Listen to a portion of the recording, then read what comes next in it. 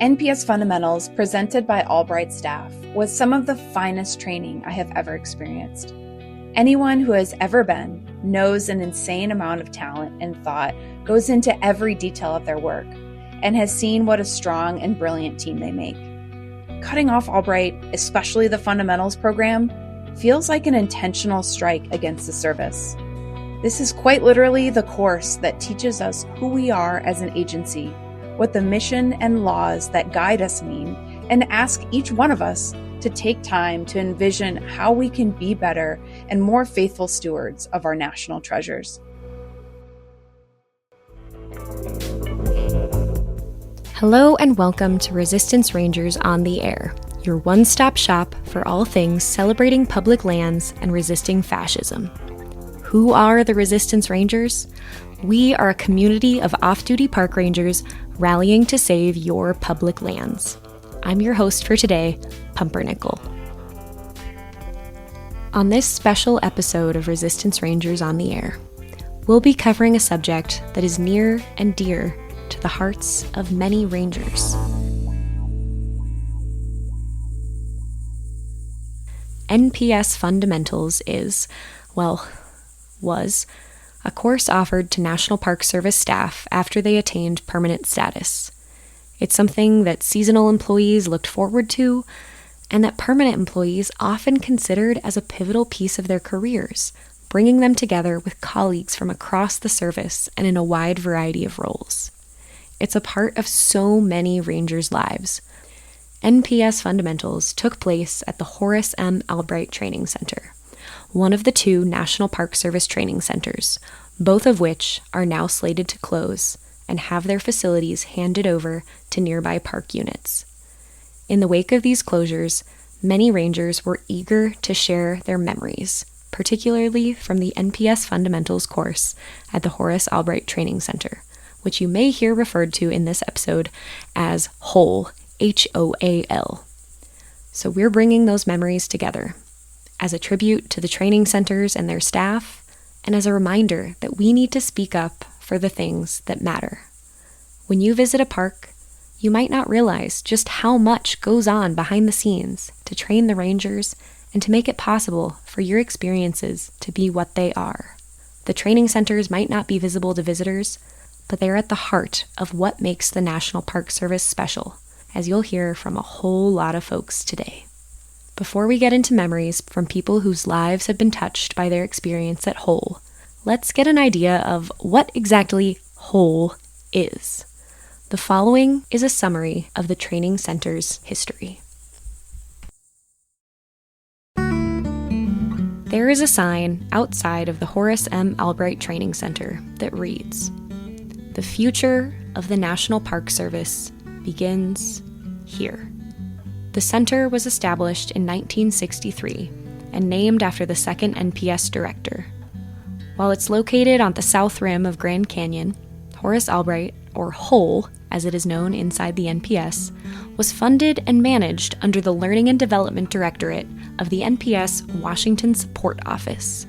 The location of HOAL at the Grand Canyon allowed participants to benefit from the kinds of in-park experiences like on-site learning, seeing complex park and visitor operations, working hands-on with resources that can't be reproduced virtually. Generations of NPS employees, managers, subject matter experts, and future stewards have been developed and connected by this training center. Over 62 years, tens of thousands of NPS employees benefited from a wide variety of courses taught by passionate NPS staff. When Albright Training Center opened in 1963, it housed the Introduction to Park Operations course, which lasted up to 3 months and included training for the families of rangers. By the 80s, the training transitioned into Ranger Skills, a 6 to 8 week program. Orientation to the NPS and Compass 1 and 2 followed, each improving but shortening the basic training of National Park Service employees. NPS Fundamentals came along in the early 2000s as a 5-part course, 2 parts being residential experiences totaling 3 weeks. Those 5 parts slowly fell away as cuts continued to erode the NPS learning and development budget. fundamentals turned into a single 2-week course at Albright Training Center. Right before the pandemic, it was reduced to one 5-day course. And now the program is being canceled entirely, and the training center will be closed. Technical training, required safety training, supervisory, HR, IT, law enforcement, search and rescue, historic preservation, natural and cultural resource stewardship trainings, leadership workshops, crucial conversations, meetings with the Secretary of the Interior and the Director of the Park Service have all taken place within the walls of Albright Training Center.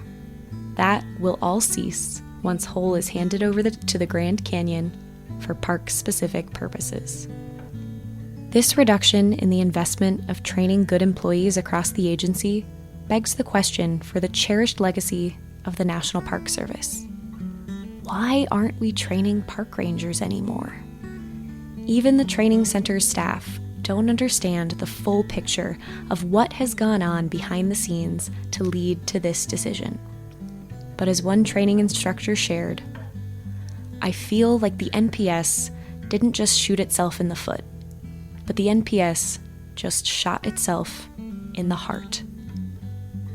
So let's hear about that heart and listen to the words of NPS employees. Some of these memories have been edited for length and clarity, and more stories will be posted on our website, resistancerangers.org. Some rangers wait years to attend fundamentals, but when they finally get to go, it's something that helps them to better serve the NPS mission moving forward.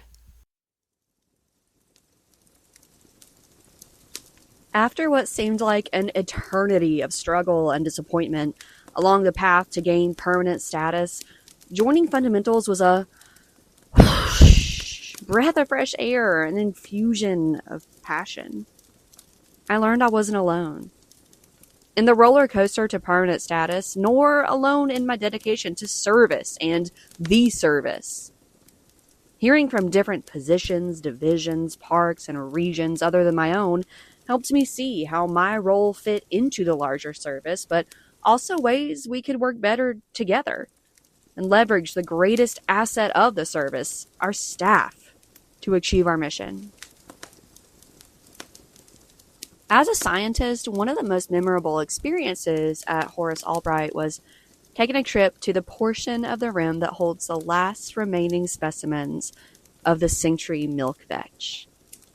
Observing in the wild an incredibly rare species that few ever see or get to know, and knowing that the actions of park staff are why this species still exists on Earth today was humbling. It was a tangible reminder that these places we safeguard are special. They house unique resources, natural, historical, tribal, and cultural, and we are lucky enough to get to be their guardians. I don't know the numbers, but this is far from the only endemic species that is found only on national park lands. Grand Canyon alone boasts at least a dozen. It was especially lovely to meet individuals who worked in roles in parks so different than my own, to learn about programs I frankly hadn't known existed within the service. So much good work being done. Working in a national and regional office, my experience at Fundamentals became all the more important. How would I be able to support and advocate for parks and programs whom I was unfamiliar with? Fundamentals opened the doors to better understand and connect with those resources and their staff. It's a training that has inspired many to be able to continue their careers serving the public with renewed energy. Here's a former fundamentals training instructor. I can't tell you how many rangers walk through the doors of Albright Training Center, burnt out and overwhelmed by the burden of caring for our nation's most precious places, and then walked out feeling connected, re-energized, and hopeful. For some of them, NPS Fundamentals was the first experience where they felt like this bureau was investing in them and cared about them. It will always be one of the greatest privileges of my career to have been a part of creating those experiences for our staff, who deserved every moment of connection and appreciation that they felt in this place. Losing the only training centers in the National Park Service is a prime example of employees not being given the same care that they pour out every day. This loss will be felt now and for all of the dedicated NPS employees to come. And it's a place where people have fun. I was at HOAL, Horace Albright, over Halloween in 2024. The staff put on the most incredible Halloween Lord of the Rings themed skit. There were costumes, wigs, soundtracks, and movie clips. Their passion and love for training will never be forgotten.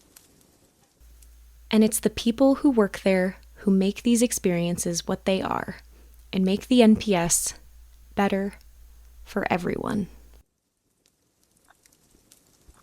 As a member of the Grand Canyon Village community, I have friends and neighbors who are part of the Albright Training Center staff.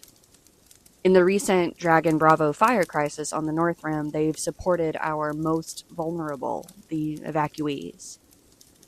They gave their dedication, kindness, and generosity, even in a time where their validity, their jobs, and their homes are very much at risk of being taken away.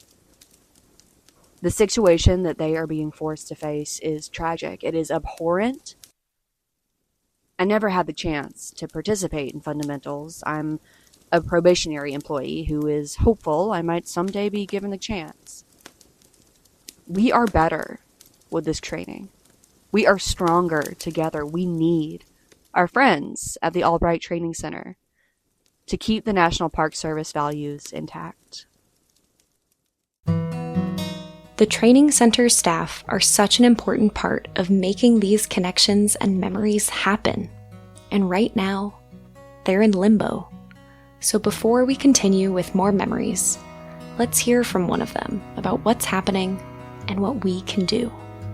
This next section is compiled from 2 updates that were shared by a fundamental staff person with other NPS employees during off time.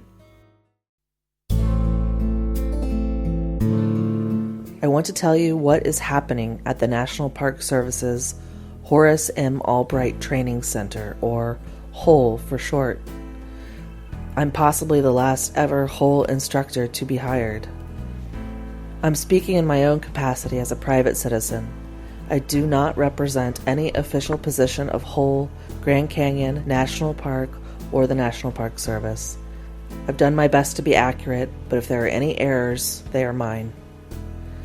The HOAL staff, about 18 of us remain, are part of the Grand Canyon's South Rim community. We have staff that sing in local church choirs, coach athletics in the high school. We've been on the board of directors of the local kindergarten. We play on the NPS Squirrels softball team. We win almost every time at the community trivia night. And for 6 weekends in a row, HOAL staff protested alongside Grand Canyon staff who were illegally fired.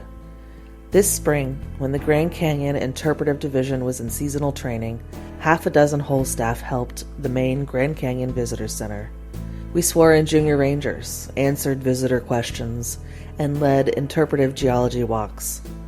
That's who we are. In May 2025, the HOAL instructors, HOAL admin staff, HOAL audiovisual staff, and HOAL superintendents were suddenly consolidated by DOJ into the newly created Department of the Interior Office of Employee Development.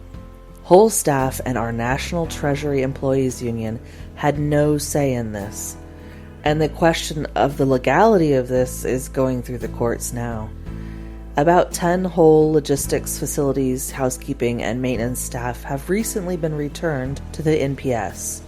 However, they have a very uncertain future because there is no identified NPS funding for them in fiscal year 26. It's been recommended that they find work in other parks. Some are even looking at having to take downgrades.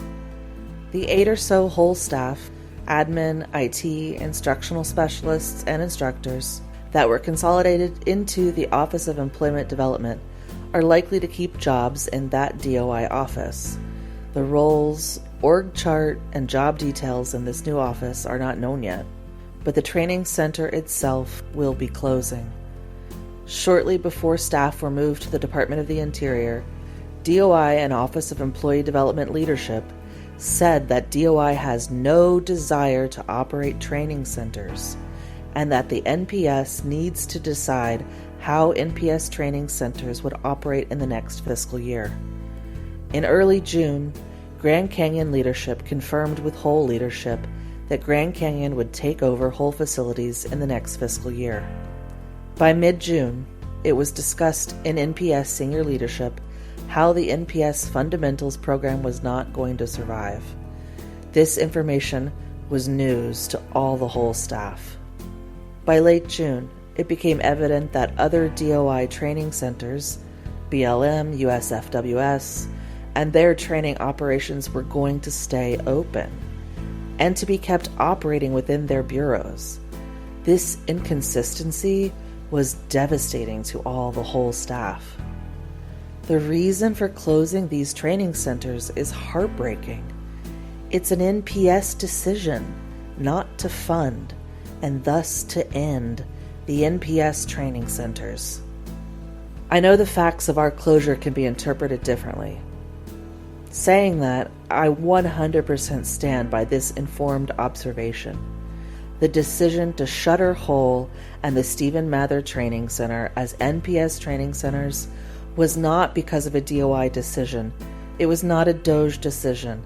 The decision to end NPS trainings at HOAL and the Stephen Mather Training Center was a decision made earlier this summer by senior NPS leadership.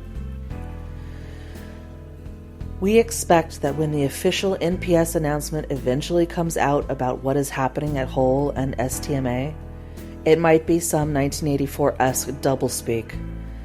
You might hear something like, NPS training centers are open and employee training still occurs. Okay, yeah. In the future, Albright, the main building, would physically be open, and you'll probably find lots of Grand Canyon staff in the office spaces. But there will be no in-person NPS training happening. No NPS Fundamentals 102 webinars.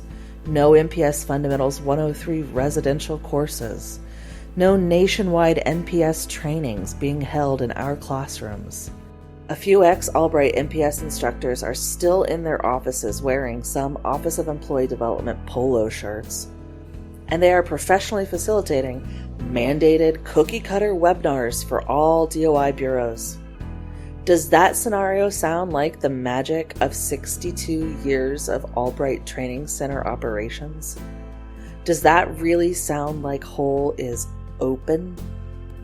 I'm sure we all recognize the complexity of operating the NPS in this year of slashed staffing, increased demands, and reduced budgets. I recognize that senior NPS leadership must be juggling dozens of incredibly difficult decisions on a daily basis. It's been reported that at the highest level in NPS, that this is not being called the closure of these training centers.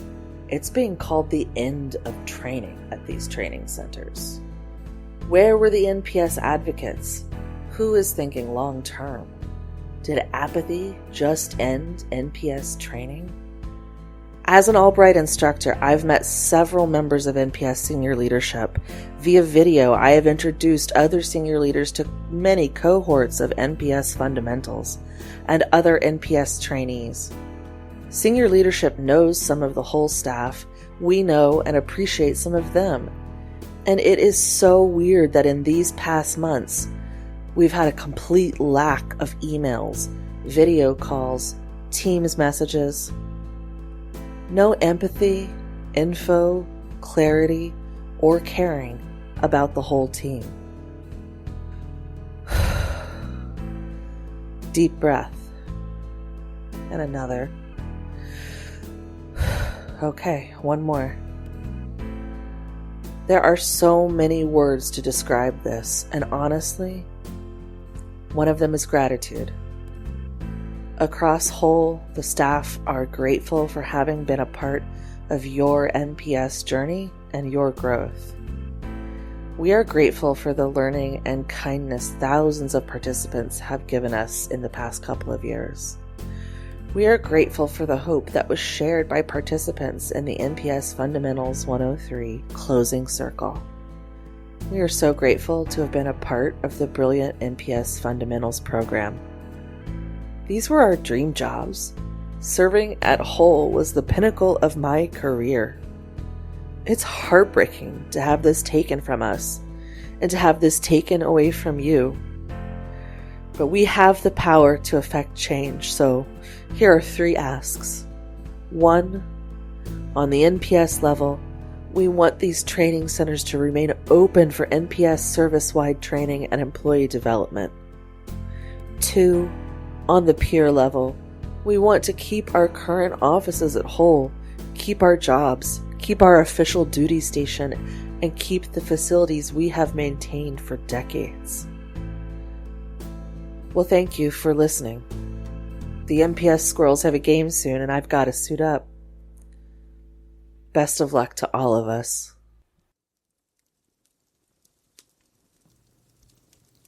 Hello, Resistance Rangers.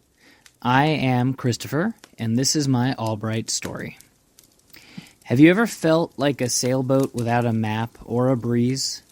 Like you know you need to move somewhere, but the where and the how are lacking. Well, that was me before my fundamentals class at the Horace Albright Training Center. During high school and college, I worked many summers as a scout camp counselor. Specifically, I was teaching new scouts what it meant to be a part of the organization and introducing them to the tenets of being a scout. I eventually graduate college with a degree in psychology, not knowing what I wanted as a career. I worked many unfulfilling jobs. At the end of each first day, my wife would ask, "How was it?" And the response was always, "It'll pay the bills." I ended up going to grad school for a Parks and Recreation master's degree, getting an internship at my local NPS site, and having that turn into a park guide emergency hire. At the end of my first official day, my wife repeated the oft-asked question, "How was it?" And this time the answer was, I could do that every day for the rest of my life. Fast forward 9 years, I'm finally a permanent ranger. I'm very happy in the position, but I still feel like I'm just barely missing something. Fundamentals is finally back post-COVID. I get the green light to attend, and I go as quick as I can. I feel like I'm a brand new ranger at Ranger Camp. I get to stay there for a week. I'm learning what it means to be a part of the NPS, the tenets of being a park ranger. But more than that, I've discovered the job that brings it all together. The breeze is in the sails, and the map shows the course. I was created to be a fundamentals instructor. A year after that revelation, and the opportunity has been snatched away. I just want to say thanks to the Albright staff for being a light in the dark about my career prospects and about being so open to my questions about the job and how to get there. The NPS is one of the few places where we all compete with each other for the same jobs, but wish each other luck and even coach each other on how to join or even replace us. You inspired and encouraged me, and your legacy lives on in me. Even if I'm not at a training center, I will dedicate myself to raising up new rangers in the ways they should go. This is my legacy, and it's thanks to you. Going to fundamentals was such an important aspect of becoming a permanent employee. We had a huge variety of fields and disciplines represented, and somehow everything worked. I got to look at Orion's belt through a telescope while a dark sky ranger explained what I was looking at, had the chance to nerd out with the other history people, and helped someone hike for their first ever time as we went down to Dripping Springs. Almost 15 years later and 3 years out of the service, I still talk with people from my fundamentals classes every month. They have supported me through some incredibly stressful times with solid advice and enthusiasm from afar. They're my brain trust and my cheerleaders, and I would not have had that without my trip to Horace Albright Training Center. There is an assumption among many that fundamentals is a training all new Park Service staff immediately receive. Would that it was, but with staffing and funding constraints, session backlogs, and then a pandemic, many Rangers didn't get the opportunity to attend a session at the Horace Albright Training Center until later in their career. That's how I found myself finally stepping off a bus into the Arizona evening heat after nearly a decade with the Park Service. The name Grand Canyon doesn't prepare you for the reality. Grand is far too small a word to describe the magnitude of the geology. It strikes you like a physical force and leaves you breathless as the magnificence washes over. A landscape painted in vibrant color that literally brings one to tears with size and scope. The experience is religious, quite literally, for many who've inhabited the region for tens of thousands of years. On its southern rim, amidst the venerable, rustic, historic structures of Grand Canyon Village, the Albright Center has sat tucked away amidst the pinon and ponderosa pines since 1963. Within it, skilled staff have fostered more than tools and techniques. They nurture the fellowship and family spirit which binds the staff of what has always been a small agency in a shared mission. I was fortunate enough to enjoy a few days there, days which not only left me wishing for the weeks-long sessions of yours, but quite literally saved my career. Having moved from one of the service's most famous large parks to one of its smallest, I was burned out. Exhausted, overworked. Like so many, I found myself taking on tasks far above my pay grade as we struggled with staffing cuts well before the current administration's acts. I'd worked in different divisions, at natural and historic sites, and survived and fallen victim to budget and staff cuts before. Despite a deep love of the Park Service, I found myself questioning if I could spend a life with it. But Albright changed that. The few short days along the South Rim were nothing short of cathartic, an experience shared with staff from across the country that rejuvenated my mind and soul. From classroom to canyon side, the sessions led by dedicated and skilled staff reminded me why I do what I do and why I love it, all with the humor and refreshing change of scenery that made each lesson all the more memorable. We struggled with sample park budgets, traded interpretive techniques, reinforced commitments to support and uplift each other, studied historic preservation processes, and traded tools to maintain visitor and staff safety. Between sessions, there were sunrises and sunsets, stargazing, songs, and shared stories over dinner and around fire pits. Personal connections and interactions that cannot be replicated or replaced by a few hours stiffly seated before a webcam and a video conference screen. One must be immersed in the parks to experience the atmosphere, the challenges, and the people to truly learn and appreciate what is necessary to preserve and protect these places. For me, this started from the beginning. When first walking into the training center, a glass case with a soft, sun-weathered hat greets all who enter, a nondescript yet deeply human object serving as a reminder of the person who wore it, Horace Albright. Albright's career is the stuff of Park Service lore. Conservationist, historian, superintendent, second director of the service. In those early days, he oversaw the transfer of historic military sites to the NPS and created dedicated history, wildlife, and research programs critical to managing and interpreting parks. While no perfect person, his tenure and teachings were foundational for the Park Service, and along with Stephen T. Mather, for whom another training center in Harpers Ferry is named, he fundamentally shaped the agency. In 1933, Mather retired from the Park Service. In his farewell, he made a plea for future generations of staff, senators, and visitors that parks should not be exploited, overused, or endangered. It is well worth a read.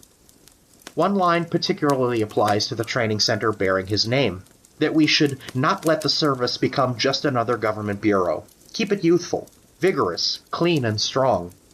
The Albright Center did just that. A training center transcending rote memorization that fostered fellowship and an esprit de corps. I never had the opportunity to attend a session at the Stephen T. Mather Center, nestled in the historic hills of Harpers Ferry. From what I've heard, it offered a similar experience, a place of education and experience that shaped countless staff for the better. Barring some miracle, I suppose I never shall. The loss of these training centers cuts something unique from the Park Service. A foundational methodology and mindset that is as glaring in its omission as it was in its creation. That the leadership of the Park Service has chosen to close them amidst the waves of government consolidation is particularly glaring. It's a clear message that the mission and mentality of the Park Service have been fundamentally altered, and not for the better. But while the future is uncertain, one thing is not. The impact of these places and the people who ran them will live on as long as we take their lessons to heart.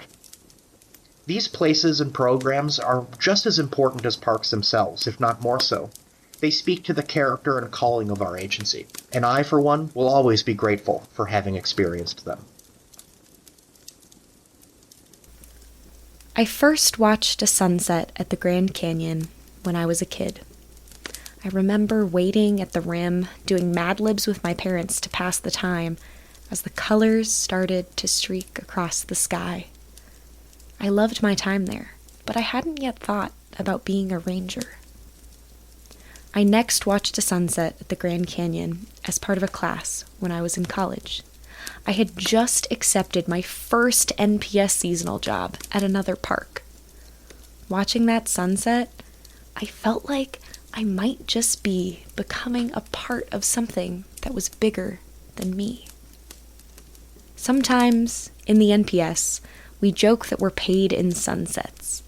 But the next time I watched a sunset at the Grand Canyon, I was actually getting paid because I was back as a seasonal Grand Canyon employee. I got to watch a lot of sunsets, but the last one that season was the hardest. The rim of the canyon was mostly empty due to the temporary COVID closure. I cried, not knowing when I would be back, and not knowing what the future would look like for me or for the NPS. The last time that I saw a Grand Canyon sunset, I'd come back to the canyon for NPS fundamentals at the Albright Training Center. Walking along the canyon rim, watching the colors streak across the sky, this time I cried because the rim was no longer empty. It was full of visitors from all over the world and NPS colleagues from every department. I was a year into being a permanent employee of the Park Service, and by then I knew that I was a part of something bigger than me. But the training opened my eyes to so much more. I got to connect with colleagues from across the Park Service who worked in so many different fields. I listened to their perspectives, and I learned about the work they did, the places they cared about, and the difference they made to their parks and to our country. We worked together to tackle complex problems, to think deeply about how we could be a part of making the NPS better for everyone. The trainers, each of whom had years and years of experience with the NPS, guided us expertly through it all. I left feeling inspired, energized, and eager to continue my career in the NPS. It breaks my heart that future staff won't have this experience. Without a dedicated training center bringing NPS staff together and connecting them deeply with the agency's mission and with each other, the NPS is losing something important. These powerful connections cannot be replaced by online trainings or videos. I hope that I get to watch a sunset at the Grand Canyon again. And I hope that when I do, I can look forward to the sun rising on a better future for the NPS than what it feels like right now. And I know that if I do get to watch that sunset and wait for that sunrise, it will be because the people of the National Park Service came together to make that better future possible.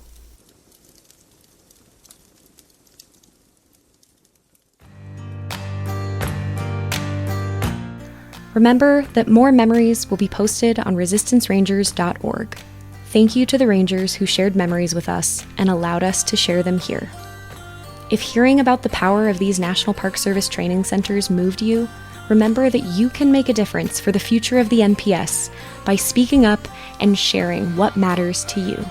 Share this episode with a friend who cares about our national parks. You can write to anyone, you can call your elected officials, you can do your part to try to ensure that the next generation of park employees and stewards have the professional skills, networks, knowledge, and shared values to lift the NPS into the future. Don't be helpless, and don't be silent.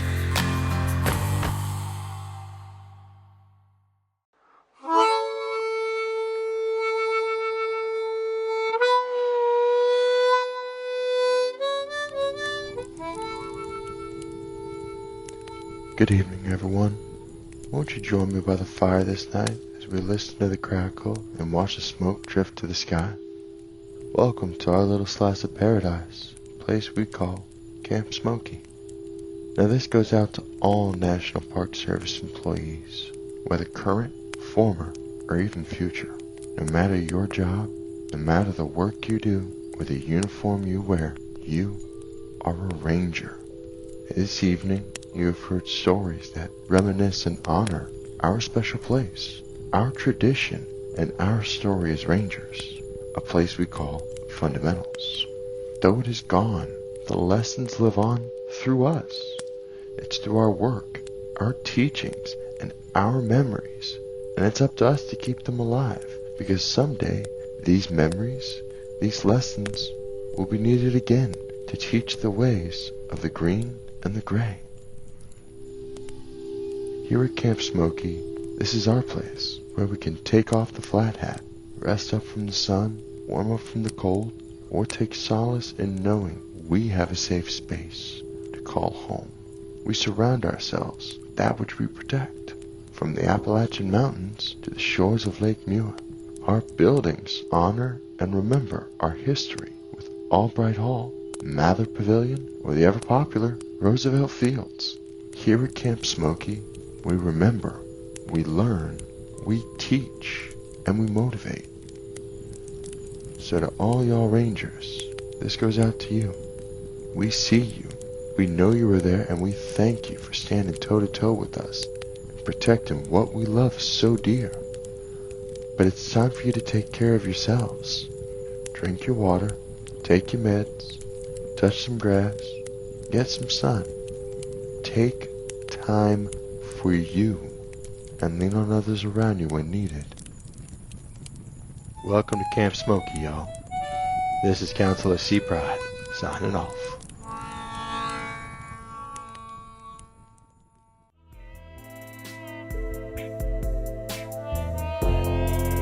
Thank you for listening to Resistance Rangers on the Air. We collect breaking news and stories from the front lines of the resistance, fact check, and filter everything through the lens of our experience with public lands. You may not know that there are laws, rules, and traditions that have long prevented rangers and other civil servants from speaking out. Through our collective anonymity, we speak for those who can't. For more info, check out our website and socials linked in the show notes. Leave no trace, and Ranger on. Please note that any views or opinions expressed in this program are solely those of the hosts and do not represent those of the National Park Service or the Department of the Interior.